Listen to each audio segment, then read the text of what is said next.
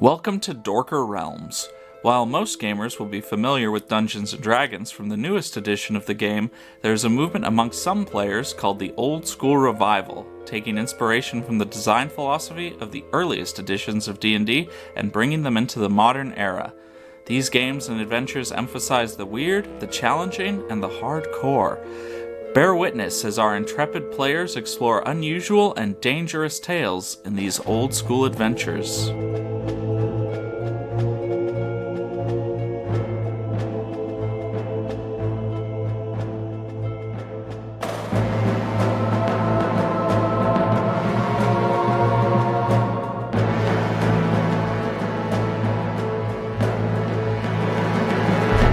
This is part 4 of the Gardens of Ynn. Though the adventures can be listened to in any order, we recommend beginning with the first episode of any given adventure. We go now to the table to delve into Dorker Realms.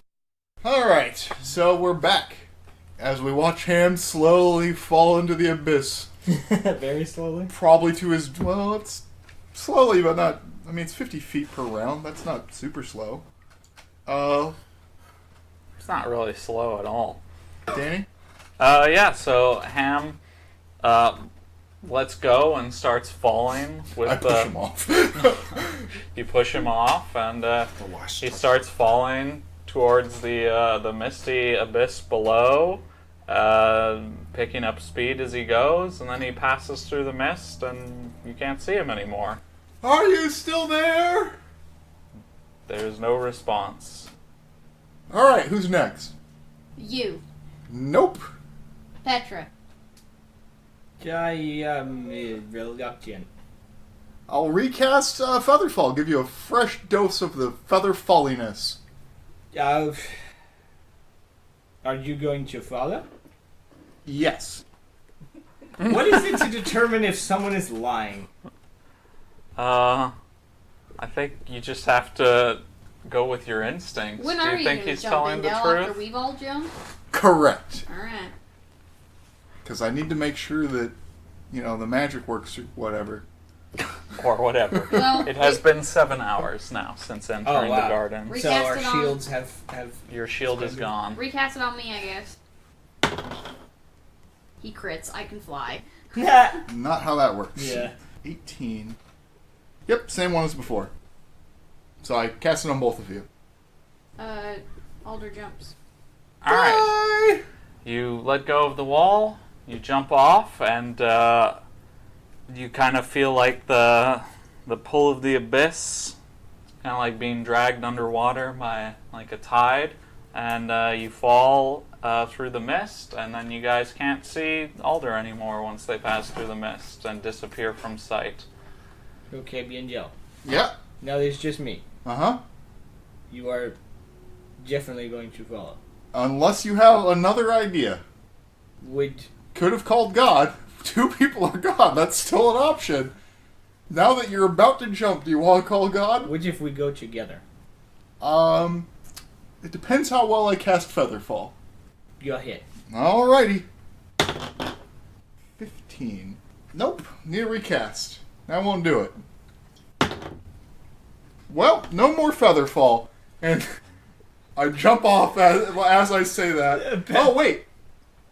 I don't know if you can say, "Oh, wait." I jump off, and then I'm like, wait, no! I rolled a 1, so I get a corruption. Oh. Yeah, let's see. Mutant wings. Let's see. 1d6. 4, so 5. 3 plus, just a misfire. Roll 1d4. I'm blown in a random direction as I fall, but only 30 feet. Alright, so Bindel jumps off and then is blown 30 feet in a random direction. Oh no, Petra, like spirals. leap after. Alright, you leap after Bindel, and the 2 of you fall towards the mist, falling faster and faster as you feel like the pull of like a riptide pulling you down deeper into the abyss. And as you pass through the mist, you can kind of like see a glimpse of Alder still falling far, far below you, And thanks for listening to the shortest ever episode of Dorker Realms. They all died. Wow, that was a shitty way to go. That was horribly shitty. How the fuck do you get out of there? Paul figured it out. You go to sleep. It's the same thing as in the other room. Maybe your god can pull you out of the abyss. Yeah, if I have a week worth of if I'm just gonna fall forever, can I spend a week casting Summon Patron or whatever the fuck? You could try.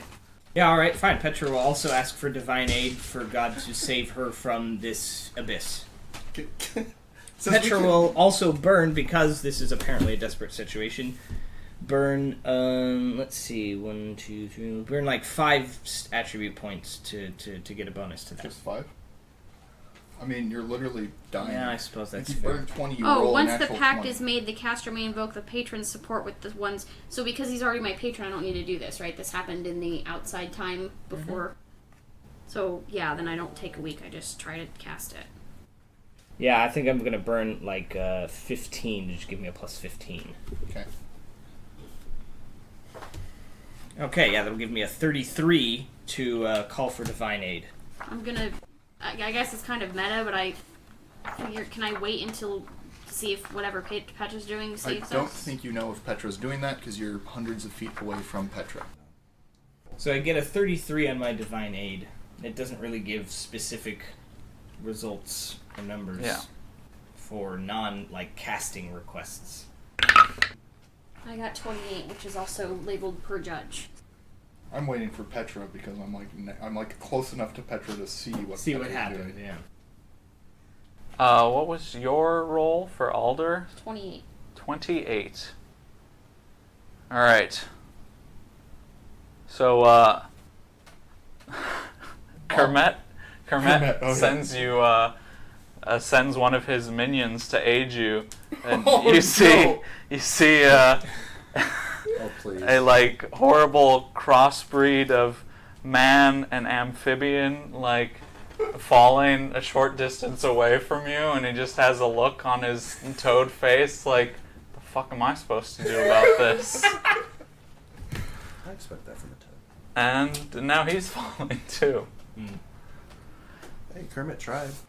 So what exactly are you requesting, Vox, just to be saved from this pit? Yes. Alright, so you kind of hear a beating of wings, and then Petra is plucked away. Wait, isn't this the opposite of what you wanted, Bindel? So Petra to Bindel just vanishes? Yeah, pretty much. I mean, you kind of get pulled up and away.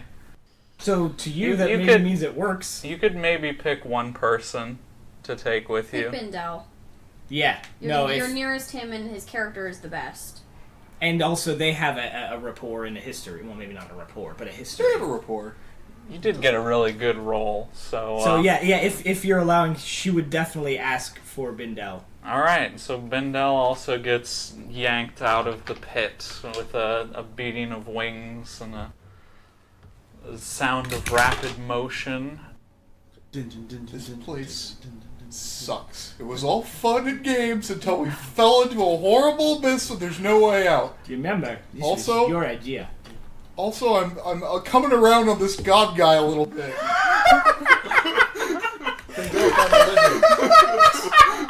Yes! Do not let Prometheus hear you say yet. I think he'll understand. And if he doesn't, he's a dick.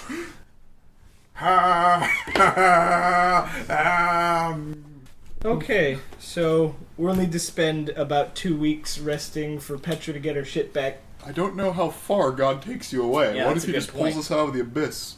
If he lands us somewhere else in the garden, we still have a chance of getting back. Yeah, but what I'm saying is we gotta get you out. Oh, yeah.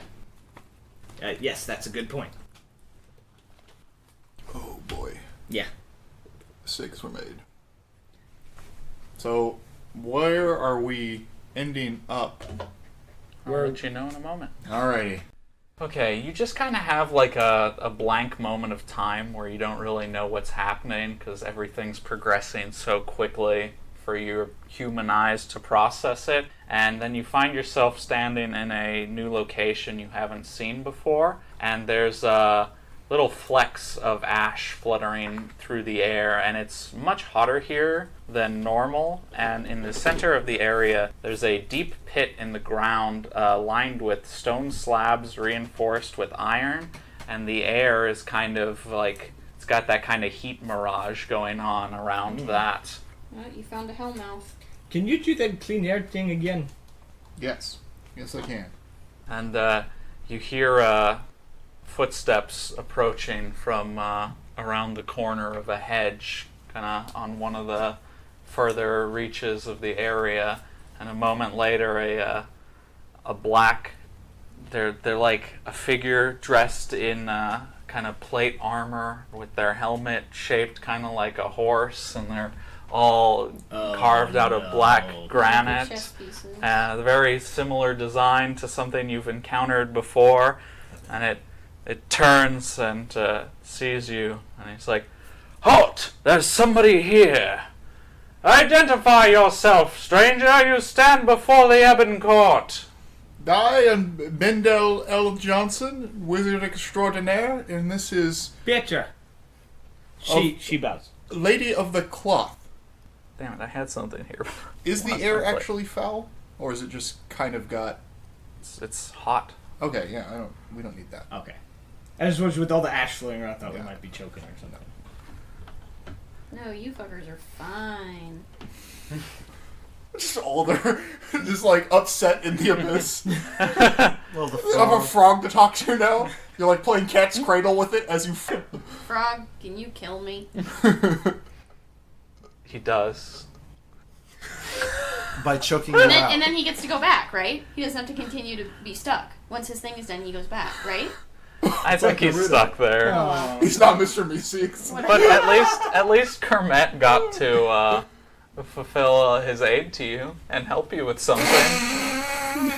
They look shifty. Tell me, are you friends of the Ivory Palace? I don't want to say we're friends. They were kind of jerks to us. They are jerks, and their queen is a whore. Did you know they have miniature versions of you? What? Yes. They disgraced your former place with tiny versions. Whoa. Will their humiliations and indignities never end? I got a tale for you. Calling their queen a whore. One of their knights was trying to bed the queen. Trying it. I do not think he is unsuccessful. He said he didn't succeed at killing the questing beast, remember? He's trying. Oh, that is right. He wanted to bring hearts so he could. It does not surprise me. Indeed, it was their queen who attempted to seduce our king, provoked war between us. Sounds I about kind of right. believed that, actually. I don't kind of believe it. I do believe it. One day, we shall reclaim our ancestral home and have our revenge against those dastards. I hope that day comes soon. Thank you, my friend, as do I. Now if you'll excuse us, we quickly need to try and leave the garden. My friend here has been badly injured in a powerful indiction to their god. Do you know how to get out of here? Have you seen one of those Exits. trolley things on the rails around?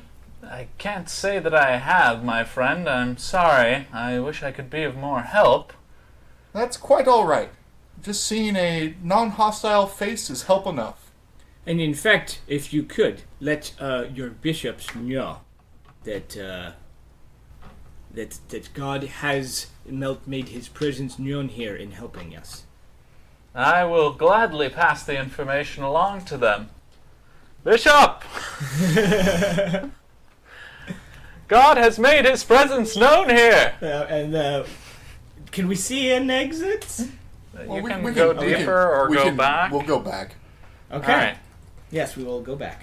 So as you walk along the ground here, a little mouth forms out of the ground itself, Told you out of found a hellmouth. the You didn't loam, listen to me. with little ivory teeth. And sadly, you don't notice it until it is biting at your feet. There is one for each of you. Oh. I will roll Petra first. 7 to hit. No. It kind kind of bites onto your armored boot, and you just yank it free of the teeth. Ew. Bindel, which 18. That hits. Your robes. Alright. The teeth sink deep into your leg, dealing 9 points of damage. Oh God! The Yeah! And you're caught fast for the moment in the jaws of the or in the jaws of the earth, as it were. What do you do? Probably my natural instinct of magic missiling the ground. Alright, roll for it. 21. Throws 1d4 plus 2 missiles that do 1d6 plus caster level each. So, 3 missiles. Nice. 6 plus 12, so 18 damage to the ground around my foot. The mouth lets out a howl of pain, which frees your leg from its jaws, and you're able to get clear. Yeah, we start fucking running now. The mouth disappears into the ground, and the two of you sprint out of there as fast as your little legs will carry you. Yes. Is it possible to heal while running? Not while running. Okay. Well, we'll wait till we get to the next thing, and then she'll heal you. I You have mean, a 50% fail chance on healing, which will increase your failure rate more. also, you can heal in between areas. Wait. Oh, we can like. Your disapproval is on all of your stuff, right? Or is that only on spells? I thought that applied to your... that's a good point. I need to look up exactly how that works.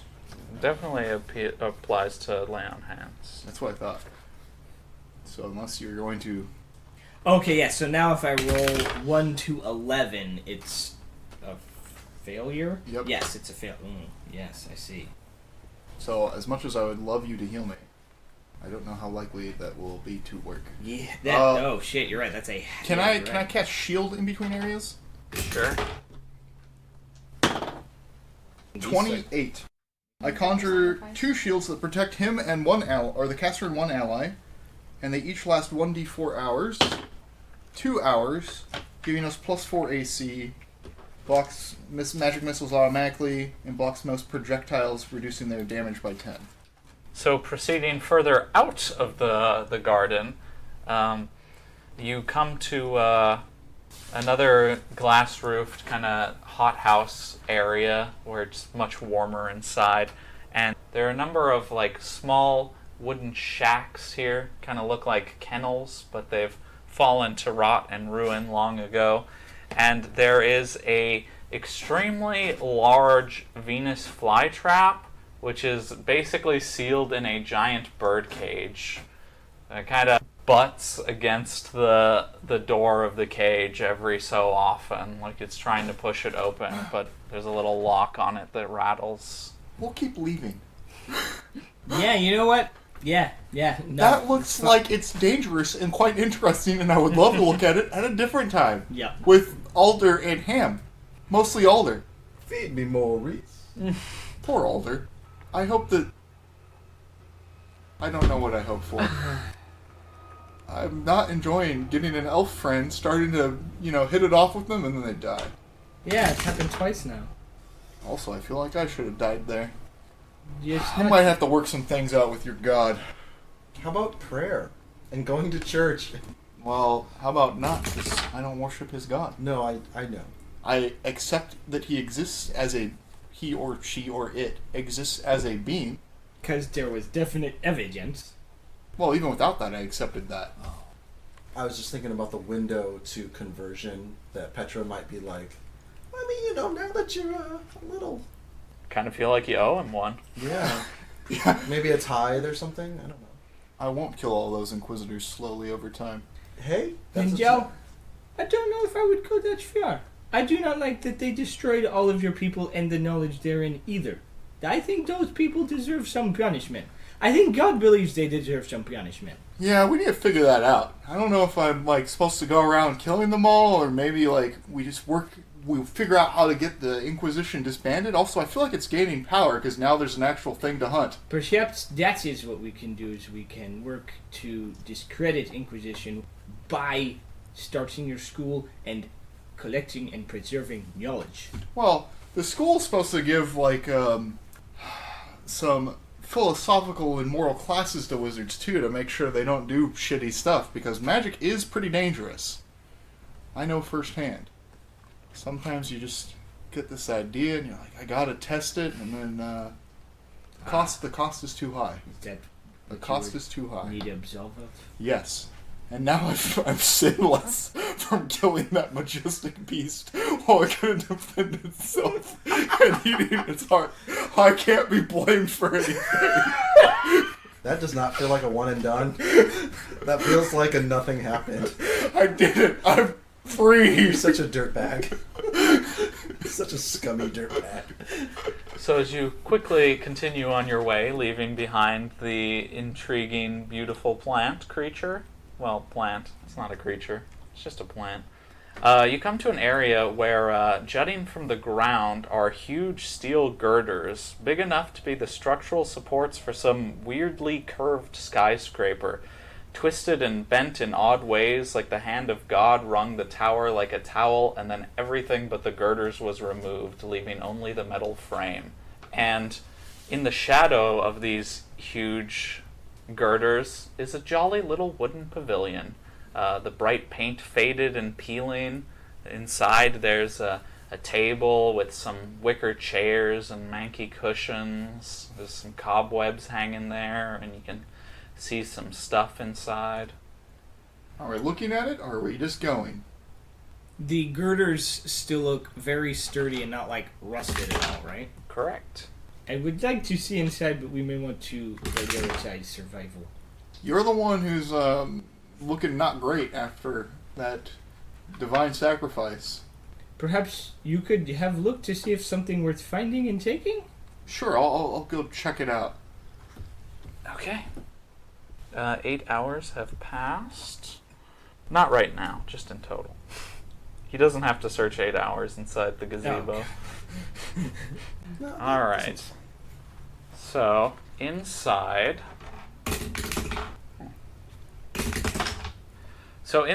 you find a tea set, a few decks of cards, some opium pipes, and you find a little gold pocket watch, which is marked with 48 hours. I pick up the pocket watch and put it in my bag. I'm gonna be so mad if you guys don't run out of there and you end up dying. You'd be mad if we end up dying? Because you're not just running straight to the exit, yeah. It is currently around noontime, according to the pocket watch, noontime being the 24th hour in the day. Sure. Okay. I also take the tea set and put it in my bag.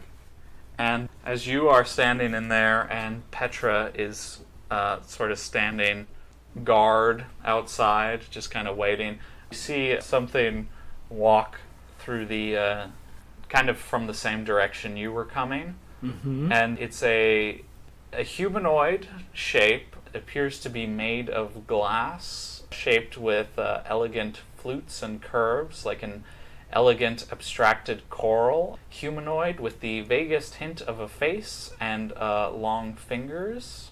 Okay, so it's kind of walking in your direction towards the gazebo, and it kind of turns its head this way and that every so often. Petra will call out loud enough to be sure Bindel can hear. Hello, stranger! Welcome! It replies with a series of eerie piping noises, but it stops in its place, and it kind of puts one arm in front of it, sort of like in its chest area, and stands up a little straighter. Petra will kind of try to do a similar imitation and bow in greeting. It tilts its head a little bit, and it makes some more piping noises. I come out and I'm like, whoa. Hi, I'm Bindel. I am a wizard. My friend here is a follower of God. It replies with more piping noises. Communication barrier. I'm sorry to say I can't understand you, fair stranger, but if you'll excuse us, we need to make haste and leave the garden. It doesn't appear to have any interest in stopping you. We will leave. Leave. Heading further out of the gardens, you come across more of the kennel-like structures, but lying around them in this area are 4 skeletons. They seem very similar to the skeleton you saw in the glass coffin before. They seem to be made of perfect alabaster. Each bone is thin and delicate. A thigh bone is the width of a human finger. Ribs are wire thin. The skull no thicker than cardboard. The creature's frame is taller than a human, and the proportions are perfectly symmetrical. And even the way that the skeletons are arranged seems aesthetically pleasing to you. Like, even in death, I fell in the most beautiful So elegant. way possible. I want to make sure we don't disturb them. I agree. You also discover a set of steps leading downwards to a subterranean passageway, which is lined with black and white tiles and lit with candles. Nope. Let's get the fuck out of here. I assume that is not the direction to go back? It is a separate way. You can go back, you can go forward, or you can go through the subterranean passageway. Possible is fast way back? Like, You make the call. If you want to go that way, that's fine. the candles go down, but it doesn't, can't see where it leads to. It goes too far or whatever. It's a long tunnel, and eventually there's another set of stairs leading up. It's about a 10-minute hike or so. You know what? Let's try that way. Might as well. We're already on a random path, so we'll take that one. We'll go back. We'll go back through the tunnel, You'll go through the tunnel. which takes us back, right? No, this is not Oh, the it back. doesn't. This You is can- a different You direction. can go deeper, you can go back, or you can go through the passage. Oh, I misunderstood that. Let's go Yeah. back. No, we'll go back, yeah. I thought that that took us to a subterranean level at which we could still do all of those same things. No, it takes you to A separate another area. location. Yes, Yes. I gotcha. Let's just go back. All right. You come to an overgrown rose garden. The roses were grown in neat beds in huge varieties, but it is an overgrown, tangled mess of thorns dotted with brilliantly colored exotic roses. And at the very center of the garden, you can see a single pure black rose there, and Is it cold here? it is not. Oh. In fact, there's a droning but beautiful music all throughout this area, and there are a set of stairs leading down to another subterranean passage, also lined with black and white tiles and lit with candles. Do we want to try the rose or just want to go back? I just want to leave. Let's just leave. We'll just go back. It's very hard to cross through this area without kind of scratching yourself up on all the thorns here. Do you want to Take the stairway? Can we do that you without? could, yes, you can. You could also move very slowly to take less damage. I don't But know. still Let's- take any damage? You would still take damage Let's- going through. Let's go down, and that would prevent us from having to go through the roses. Correct. All right, let's go down here. Yeah, Bindel is keen to not take more damage, considering it would not be a good idea to try and heal him. I might get desperate. It may come to that. So you descend down into the steps, and you start making your way through the subterranean passage, which is lit with evenly spaced candles for the full length. As you get about halfway through, you start noticing a chill in the air, and you can see that the stairs up ahead are lined with frost. We just move quickly. Mm-hmm. So you emerge into a similar looking rose garden, but a more familiar one, as everything here is covered in a layer of frost. We will go back from here. And you can go back to the ponds area from here, although you will take some minor damage crossing through the field of thorns to the other side. That's fine. Alright, you each take 1 point of damage, and as you head further back, you see the warm light of a familiar lamppost hanging over a pond, and behind it a doorway. I think we leave. Yes. You want to leave? Yes. All right, we'll leave. Go. find the turtle real place. quick before I leave and pat it on the head and then leave. It looks up a little bit and then continues looking at the water of the pond as you head back through the doorway from whence you came and depart from the Gardens of Ynn. So that's it, huh? That's it. You're back home. 2 of you, anyway. One of you is still falling. That's it for this time on Dorker Realms. We'll see you next time. That does it for today's episode of Dorker Realms. Thanks for listening, and don't forget to like, comment, subscribe, and most importantly of all, tune in next week.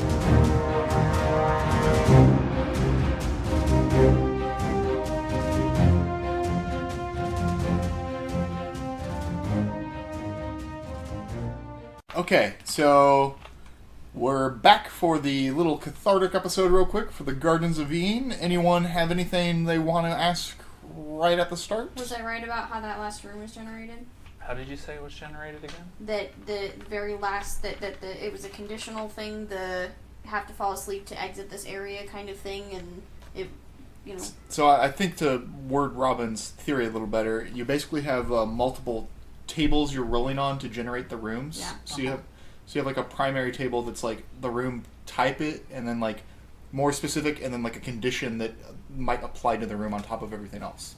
Yeah. So the last part, the fall asleep, is like a condition applied to the room at random. Yeah. So Literally any room that we walked into, no matter what the circumstances were, could have been you have to fall asleep to get out of here. yes. No. No. So I guess that's actually our first question: is how are the rooms generated? So, yes, you have random tables. The depth of the location that you're in is added to the D20 roll. So there's no way you could get that condition until a depth of 12 or deeper. But Okay. after that point, any room could be, if you fall asleep, if you go on and get out of here, you have to fall asleep to get out. Correct. So we just happen to have a first room with that condition that just naturally led us to leave. Yeah. Wow, that's interesting. That also Yeah. means like we could have potentially been stuck with no way of knowing that's a way to get out. Yeah, well, we could have. Oh no, I guess not in that one. But. Well, yeah, it could have been that we didn't come across the room with the alcohol first, and we came across the wall is the floor or whatever the fuck room, and then it's like, yeah, didn't you know that this module had a thing where you could fall asleep and that was how you get out of the room? And we'd be like, no, how would we literally have ever guessed that? yeah, that's a pretty. That's brutal. Yeah. So brutal. Does the absolving of sins actually do anything, like mechanically? Mechanically, no. Okay. So, that's what like, thought. I couldn't eat the heart and lose some, like, disapproval for it as a sacrifice or something like that? I mean, I would give that to you. Okay, but that's It's not like a necessarily... story thing. Okay. Yeah, It's a story effect. It I- absolves you of a sin. If you had a sin that was a mechanical thing, then I would give you a mechanical thing for it. Okay. I see. Okay. That's cool. Yeah, that was a pretty interesting thing. I mean, I really liked the adventure overall, and I actually don't have nearly as many questions as I normally would because of the random nature of it. But yeah, I guess the how it's generated is like the most key one, right? Oh, I do have one actually. Does the black rose do anything? Yes, it gives you a permanent +1 to your HP Yeah. if you eat it. Yeah, I thought. +1? I figured it would. That's Okay, pretty good. I mean, that's Pretty decent. I only get a D4 every level. Yeah. that's true. For some of us, it's way. Is there like a whole, like, can you do a thing with the ebon and ivory quartz to, like, bring them back into war, like, get one side revenge on the other or something like that? You could. Is there anything in the module for that? Not specifically, but you know, you're expected to like Thank you, that was... elaborate on the stuff. Is there more than one questing beast, or is it literally unique? And It we is just- unique. Oh man, we found a unique thing.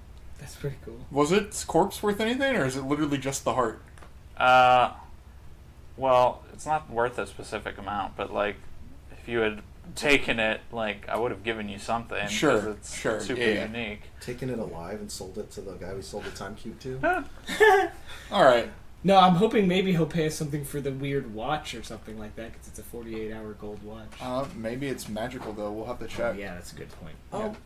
How do you feel about it, Danny? Like, I love it. I Right. actually love it a lot too. I feel like the I guess I was like, apparently I really didn't understand why we were switching to Dungeon Crawl Classics, because I thought we were going to have maybe a slightly less impossible to solve punishing situation as players, because I understand that we're playing old school revival and that the games were different back then, but when we come to a room where it's not just, oh, well, you missed something, where it's there's just no clue as to how we could have possibly made it through that situation. There's no skill, there's no, it just dumb luck. Like, well, I don't want to play a game where where it's possible that because we went into a place that's it, you don't get to have that character anymore ever again because you came in here and there's nothing you could do about it. There's two major things that could have been done ahead of time that were still logical. We just didn't do them. He could have called God before we all jumped, and which would have required a much lower roll, because he could have even just asked, do you know how to get out? And I could have done the same with my patron, but like I didn't even really think about just asking for knowledge. I was just like, I know that my patron gives me fire spells, and I was like, well, he also knows just a bunch of shit. Couldn't any of us have done that with our patrons? Yeah, you can just call your patron for knowledge. And but if I'm so mad. I liked this character a lot, and Yeah. I made the fucking mistake of getting attached to them, thinking we were going to be able to hold on to them a little bit longer. well, See, the source of the modules hasn't really changed. It's just the mechanics of the game that's changed. correct. Also, that does make it slightly less lethal from combat terms. Outside of combat, we can die just as easily as we did before. Also, I think the fact that Paul figured out what to do in the room says that there's not no way to figure it out. And I know that the argument is only because that you encountered it before, but that's the reason I didn't give you more clues. You know, as a GM, you have certain responsibilities, and if this was your first encounter, I would have worked some kind of clue in there, but I didn't because it doesn't say so, and you already encountered it before. Like, there was a good possibility you went in there, saw that it closed off again, and immediately were like, let's go to sleep. Yeah, like, I mean, you could have figured it out. It was too long ago. I don't remember that being a mechanic of the other, that we were trapped in there. I forgot that was even a thing. Yeah, it doesn't help that there's 2 weeks in between the adventures, because that's also what happened with the the Medved fight. We actually all forgot that Medved was offered to pay us, which is why we took the money from the deal from Andre. Like, we had completely forgotten over the 2 weeks. So like, you're not wrong. Like, that's definitely a thing, and like the fact that Paul even brought it up like proves that. But did you bring that up before we jumped? Yes. Yes, I thought I brought it up too, but He made a snarky comment about, well, maybe we just all fall asleep. yeah, he kind of made it jokingly. To be fair, I had trouble today opening cheese, so like anything I said after that might have not been as valid. But to be fair, we also had at least one, maybe more other areas where the hedges closed off where we weren't supposed to sleep. No, we only to had get out. one, and it was only to go back. It wasn't to go anywhere. Oh, It's okay. completely different mechanically.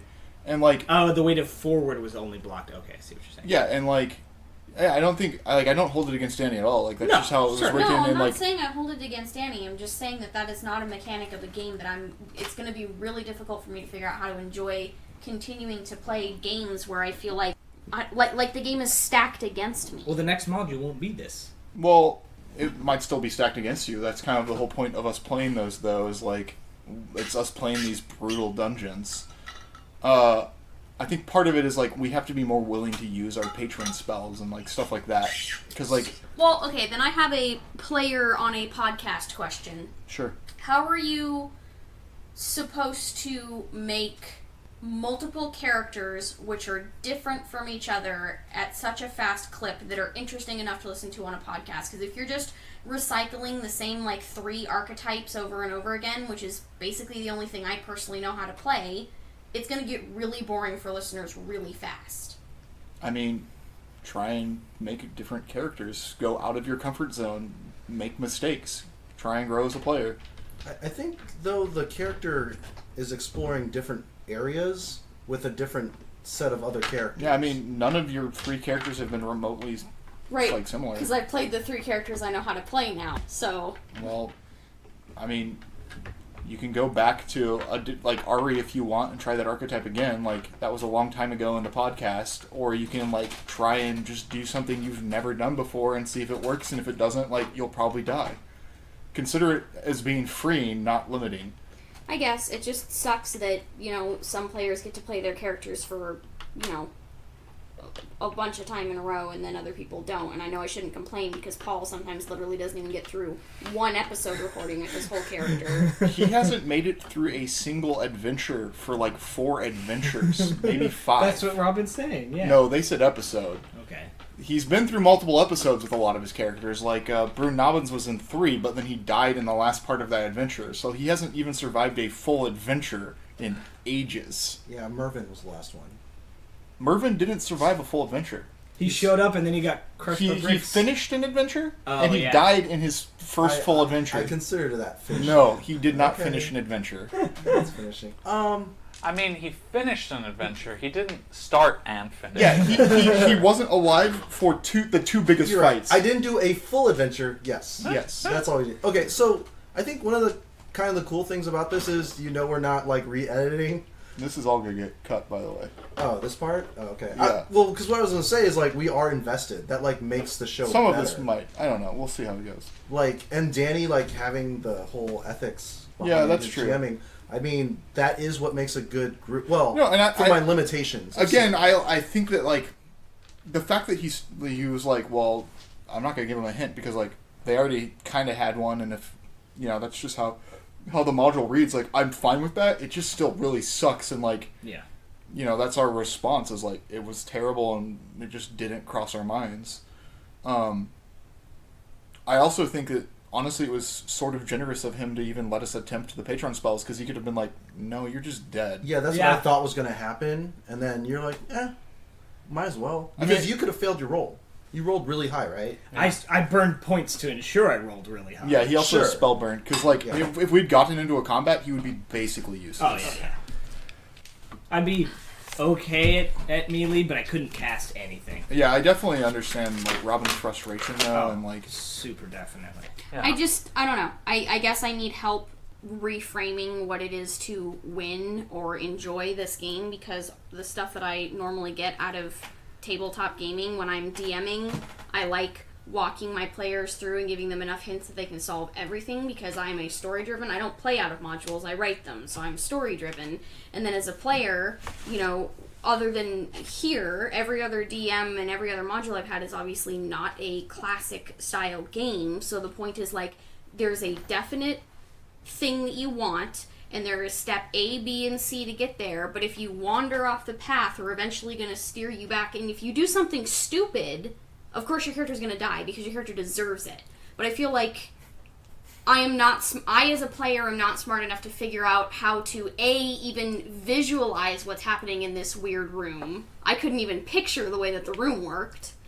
And then just not, I feel like there wasn't, I don't know, I didn't, I guess maybe it's a visualization problem, or I didn't really understand how this module worked at all, because the whole time, like, I was just going along with what was happening. I couldn't visualize going deeper and going back, like, in a garden. Like, I didn't really understand spatially what was happening throughout the whole So thing. it's a big garden. You go towards the center. Right, but it's an infinite center. but how could we just not see what was happening next before we went there? Because there are there's hedges. a 10-minute tunnel in between? Yeah, it's hedgerows. They're like individual rooms, basically. Hedges that block your vision every room. But, like, everyone needed that particular thing to be explained. The 90-degree thing. Yeah, I mean, I still had trouble with it at the end. It wasn't just you. Literally everyone had different moments where they're like, I kind of got it. A big part of, like, the appeal of these games is just seeing the weird stuff and, like, experiencing it. And, like, even if, like, you don't love how it played out here, right? Like, you now have ideas for stuff you could do in other games. Because, like, now you could be like, well, the randomly generated rooms is, like, it was actually really cool until we got to the sleeping thing. So you could be like, I'll do it without that. Well, you could literally run this module, and it's like you could even run it with that, and just make it a little more, put in more hints as a GM. Like, that's one of the big things is like you don't have to run these modules exactly how they are. We're choosing to do that to kind of experience that part of it, and like sometimes it's gonna suck, and you're gonna die, and it's gonna be frustrating. Part of the real the big, I think, in my opinion, the part of the real bummer is like. When Gron died because we went into a really stupid combat and he got pulped. Yep. He died from combat because he tried to fight a god. Yep. In this case, almost our party died because we tried to solve a puzzle that we really didn't have a way of figuring out. Well, and our solution to the puzzle wasn't to continue to cast spells or ask a patron god, it was to leap into the abyss. We did do a stupid thing. It didn't seem stupid at the time, given It was that we an had abyss no full other of option. mist. I mean, I knew that we Yeah, were all it going to wasn't- die. I just couldn't think... I thought I literally... Okay, here's honestly why I'm upset. What I thought happened was that there was some kind of condition in the module where you would just reach a dead end, and there was literally nothing you could do. Oh no. I know that was never stated, but it was also never not stated, and because the rooms are randomly generated, I thought maybe there would be a way where you could walk into a room and then you roll those stupid hedges, and it's like, well, there's no way out now because random chance, so I thought that's what happened. So I was like, well, let's just die and get it over with. And then it was like, well, no, there actually was a solution. I think another part of this is, like, it's weird because if we had encountered this in a different game, the patron thing isn't an option at all. Yeah. But because we're playing DCC, like, the spellcasters need to remember that, like, that you can do that when you hit a dead end. And you a lot of the time you can ask for something as simple as, like, hey, do you know, like, can you give me a suggestion on how to get out of here or whatever? And, like, even if your god doesn't, like, literally know, they could be like, well, have you tried everything else that you've ever done in other rooms? And you're like, well, I haven't tried sleeping. And they're like, maybe try that. And you're like, oh, okay. So, like, we basically waited till the things were as bad as possible to try the thing that we could have done much earlier, and we could have not had to spell burn for it, because you could have asked for a much simpler thing. It's true. So you might say this is the Dork Souls of Dorker Realms. No, There It's were always- no giant we're- monsters we had to run up and we're stab in always the ass. Dork Souls. That's basically what this is. But it's like, it's RNG is trolling us, not the GM really. No, not the GM at all, of course The not. GM's never trying to troll us. He's I'm running the literally module. never blaming Danny for what happened. And in fact, with the... because if something like that happened and I was blaming Danny, I'd be like, Danny, XYZ, not Yeah. general Also, room. like, I've pointed this out before, but we're super lucky that our DM isn't like me, who's like, I'm like, I want to watch them suffer. No, you absolutely- Because that's like what I actually like doing. Whereas Danny's like, I want to see the most interesting thing possible. I hope this slime hits Petra, so Petra can describe a place she very much wants the party to go, and then I can be like, you don't remember it anymore. So Ryan's never GMing. So that's Well, what I'm not doing. here. No. Also, I'm really bad at actually killing people. I'm like a really incompetent. I don't know if that was a cathartic episode for Gardens of Ynn, but it was probably a cathartic episode for Dorker Realms itself. So, I don't know how much of this it's will hard be. to get cathartic questions about a randomly generated. I don't know how much of this will be cut. I don't know how much will be kept. But thanks for listening, everyone, and we'll see you next week on Dorker Realms.